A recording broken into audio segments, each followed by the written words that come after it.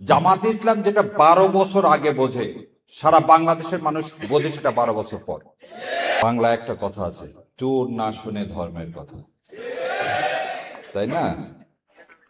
আমার আমিরে জামাত যতভাবে উদারতা দেখা যায়, পিতা হিসাবে, ভাই হিসাবে, সংসদে সব দেখালেন। আর আমরা বাইরে ভাবলাম পারতেছে না, খালি ওয়াক আউট করতেছে, আর কিছু করে না। তো এই জন্যই প্রথমে বলে নিলাম, চোর না শুনে ধর্মের কথা, কথা হবে রাজপথে, ওখানে না। এবার দ্বিতীয় কথাটা শুনি। জামাত ইসলাম যেটা 12 বছর আগে বোঝে, সারা বাংলাদেশের মানুষ বোঝে সেটা 12 বছর পর।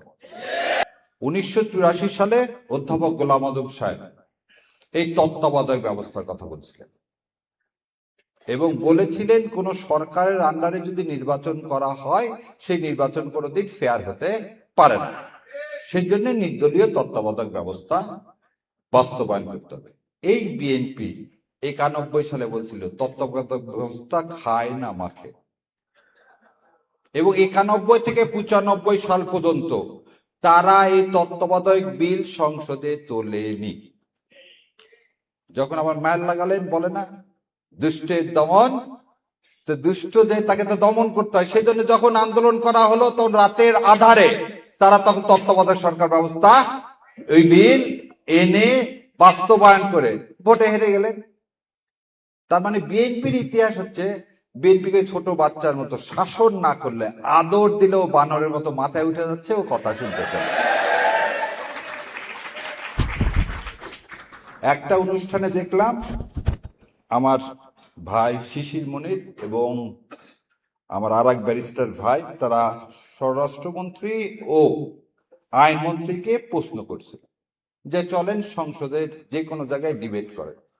আজকে আমি ডিবেট না, আজকে আপনাদের মাধ্যমে সারা দেশের কাছে প্রশ্ন রেখে যাচ্ছি। যদি এই প্রশ্নের উত্তরগুলো দেয়, জুলাই সনদ বাস্তবায়ন করার দরকার নাই। আর যদি প্রশ্নের উত্তর দিতে না পারেন, কালকে সংসদ থেকে জুলাই বাস্তবায়ন করবেন। চলেন 1 নম্বর বলি। বঙ্গভবনে গেছিলেন সেদিন কোন আদেশের বলে? এই সংবিধানের কোথায় আছে সেনাপ্রধান ডাকলে আপনাকে বঙ্গভবনে যেতে হবে? নাই তো।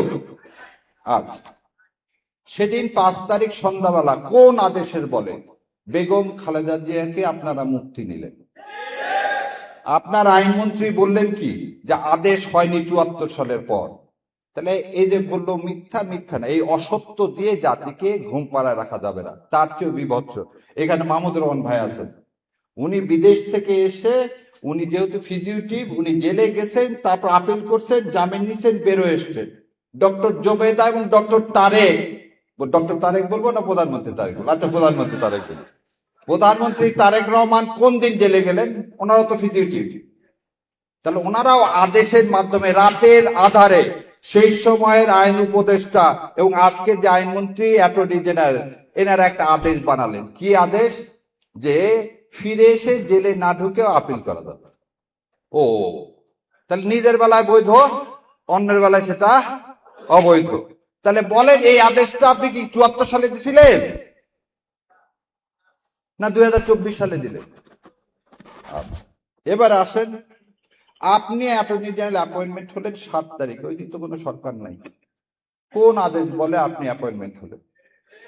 এই সংবিধানে আছে প্রধানমন্ত্রী এবং চিফ জাস্টিস ছাড়া আর কোনো কিছুই রাষ্ট্রপতি করতে পারবে না। দুইজনকে নিয়োগ দিতে পারবে, প্রধানমন্ত্রী এবং প্রধান বিচারপতিকে। এই দুইজন ছাড়া আর কাউকে আপনি নিয়োগ দিতে পারেন না। তাহলে আপনি অ্যাটর্নি জেনারেল, মানে আজকের আইনমন্ত্রী, সেদিন তো কোনো সরকারও নাই 7 তারিখে, আপনাকে কে নিয়োগ দিল?